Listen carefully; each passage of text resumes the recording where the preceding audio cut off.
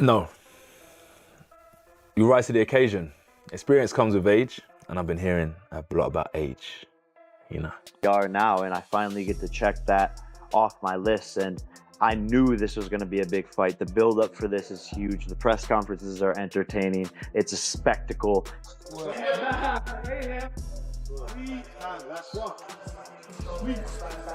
With just 17 days left until the Anthony Joshua versus Jake Paul showdown, the tension keeps rising as both fighters push their limits.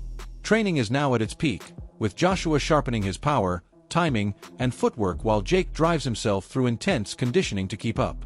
Every session matters at this stage, and the atmosphere around the fight grows heavier as the countdown continues. And I have nothing but love for him, but I'm going to knock him out respectfully, and you know, we can hug and kiss afterwards, specifically kiss.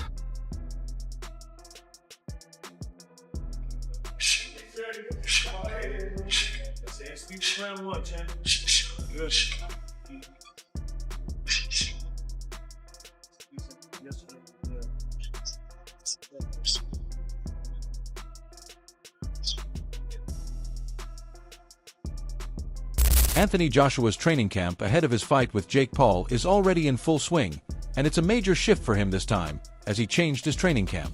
Joshua hasn't fought since his knockout loss in September 2024 and subsequent elbow surgery. So, this camp carries extra urgency. He's reportedly doing conditioning, technique drills, footwork, and ringcraft training with Usyk's coaches, aiming to enter the bout sharper and smarter. Joshua admits the change is significant. Training under a different camp has pushed him harder than before, both physically and mentally. He's using this time to regenerate his confidence, re-hone his strengths, and prepare seriously for what could be a high-stakes comeback.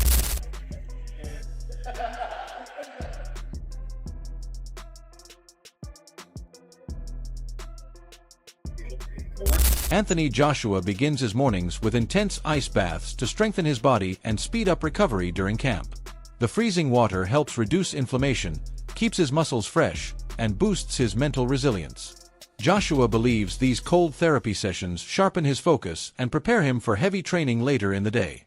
It's a strict routine that demonstrates his commitment to staying strong and fully prepared for the upcoming fight.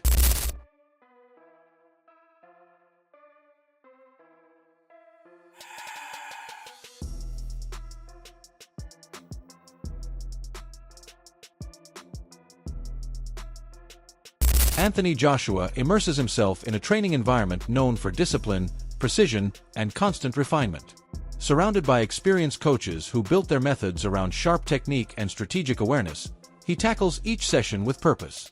His drills focus on tightening his offensive bursts while building a defense that reacts without hesitation.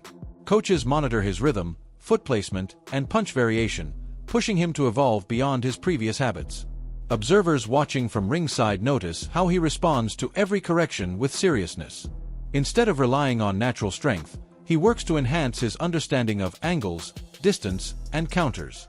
His movement becomes more deliberate as he shifts between defensive slips and sharp counterpunch combinations. The atmosphere within this camp pushes him to grow, not just physically, but mentally, sharpening his instincts for the unpredictable moments that define heavyweight boxing. I think he's at that stage of his career where he's trying to rediscover a little bit of that confidence. He's gone to Alexander Usyk, where we're hearing reports he's out there training with Usyk and the team, trying to pick up something, trying to rediscover something. That's very strange, Paul, isn't it? It is, but it's not unheard of. I've heard of a lot of fighters doing that. You see fighters, obviously, it's the old Rocky movies years ago, but you see a fighter losing to someone, all of a sudden they go in the camp and they start training and do a little bit together and become friends or whatever else. I think it'll do Joshua no harm travelling, but as you say, he's a little bit long in the tooth and he's a bit on the back nine rather than the front nine, where that experience would really come into play. But I'm just looking at his record here. He obviously, after the Usyk fight, he's come back and he had 3 fights and then the Ngannou demolition Well, job. yeah, Jermaine Franklin, he had Robert Helene, he had Otto Wallin, and he smashed Ngannou, which everyone went hallelujah for, right? Yeah, but he's obviously not in like the box rec rankings to see where he is. But the Dubois fight is a fight where what you've just said then, Spencer, like match him right. I felt he was matched right with Dubois. That's just my opinion. Just obviously, I was wrong on that and I was proved wrong, but I felt like Joshua would have and should have came through that, but he obviously didn't. So therefore, it's back to the drawing board, and where do you go from there? What do you do from there? Does he keep the same team around, and does he go and find someone new and try and adapt and add to his repertoire already? And this move with Usyk. I don't know what it'll be, but if he's fighting before Christmas, then he needs to get in shape quick because there's only 8 weeks to go, let's say. Well, my understanding, he's in camp, he's in shape, and just looking to get an out and get back to winning ways, is my understanding. That's why they're talking about 8 rounders. Yeah. He wants to sort of go under the radar a little bit, and it's difficult for someone like Anthony Joshua because he's such Very a much so. commercial commodity. He's always been in shape all the time, hasn't he? Yeah. He always will be in shape. He's never, ever not been. But it's not about his dedicated. physical shape, is it? No one's ever questioned his physical state. Zach, when I was talking about Anthony Joshua, and I know that the president of his fan club is here in Spencer, but I talked about the PTSD issue post various fights, whether it be the Alexander Usyk or the Daniel Dubois situation. But prior to Daniel Dubois, I always maintained that I felt that despite the performance against Jermaine Franklin, despite the performance against Robert Helenius, which had been blasted out by John. Eddie Hearn approaches this matchup with a sense of gravity, knowing exactly how much rests on Joshua's performance. He acknowledges that the upcoming fight carries consequences far beyond bragging rights. For Joshua, the result could influence the direction of the latter half of his career. Hearn does not hide the truth. Defeat in a fight like this would raise serious questions about whether it is worth continuing. Yet, despite the heavy implications, Hearn's confidence in Joshua remains firm. He believes that the work Joshua has invested in the past months has rebuilt his discipline and sharpened his focus. From conditioning to sparring routines, Joshua has treated every element of preparation as if a championship title were at stake. Hearn emphasizes that this mindset is what keeps him convinced Joshua will rise to the occasion. This sense of belief is strengthened by reports from inside training sessions, which describe a fighter performing with composure and renewed drive. Even with pressure surrounding him, Joshua continues to push forward, embracing the challenge rather than avoiding it. Saying that you and AJ must retire if Jake Paul wins on December 19th. Stand by that? Yeah, I do. I mean, oh, I suppose so. Shit, yeah. Look, I don't see a world where Jake Paul wins this fight. I know that boxing's boxing. I mean, what is it? Roy Jones came out this morning and said Jake Paul can win this fight. Teddy Atlas as well. Teddy Atlas. Okay. All right, now I'm a bit worried. I won't retire. AJ should retire if he loses. No. Sorry. No, I see AJ winning this fight with ease, comprehensively, destructively, violently, and I don't see a world where Jake Paul is competitive in the fight, let alone win the fight. But luckily, AJ's not preparing in a way that he just thinks it's a joke. He's preparing for Jake Paul like he's a world title contender. Yes, it's been a little bit of a shorter camp. Yes, we've got to make weight this time around, but it doesn't matter. We should just slide through this guy and bash him up and beat him up, and we should do it early doors. Just lastly, you said as well that you told Nikisa that he was weighing 290 when you were negotiating. What impact did that have? Did you feel like they would have gone even lower if they knew he was weighing 265? No, I mean, I don't think that when you're negotiating on a weight, there's not one promoter in the world that would tell the truth about what the weight of the fighter was, and Nikisa knows that anyway. So it wasn't like we were being clever, but they wanted him to come to 240. And it's just, don't forget, AJ's never made weight before.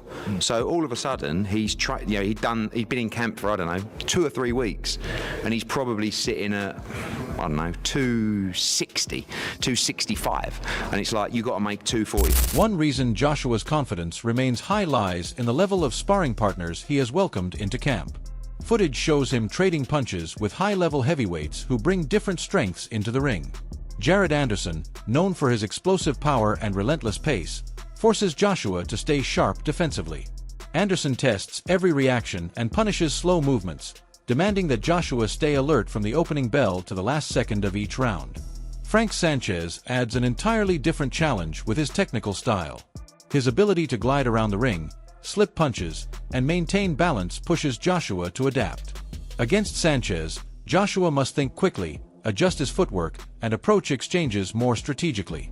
These sparring sessions are not merely physical tests. They expose Joshua to situations that mimic elite-level competition. Each fighter brings pressure that JakePaul has never faced. The diversity in styles helps Joshua shape a complete approach, one built on timing, accuracy, and the ability to shift tactics instantly. Was being dwarfed by these way bigger heavyweights like Jared Anderson, Frank Sanchez, and Lawrence Okoli. Okoli is like 6'4.5", 6'5", and these guys are like 6'3", 6'4", probably. So now Jake Paul is the one that's smaller. So first of all, I will give credit to Jake Paul. clearly he's a person who is taking his career seriously. These are quality sparring. I mean, a real boxer, because people say he's not a real boxer, but a real boxer would be using the same guys in their sparring camp. In fact, I just told you Joshua used Lawrence Okoli. I don't know if he sparred with Anderson or Frank Sanchez, but these are all regular ranked heavyweights. So credit to Jake Paul for that. And I mean, he's gonna need it. Joshua is a different breed to, like, you know, a Mike Perry when it comes to boxing. Different frame, different size. In case you didn't believe me, right?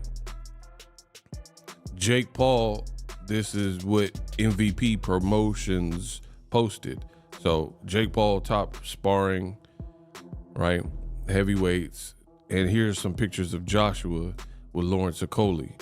And again, Joshua, a big dude, but you see Lawrence Okoli, and he probably was cruiserweight back then. I mean, I don't know exactly when this picture was taken, but he's only like an inch shorter than Anthony Joshua.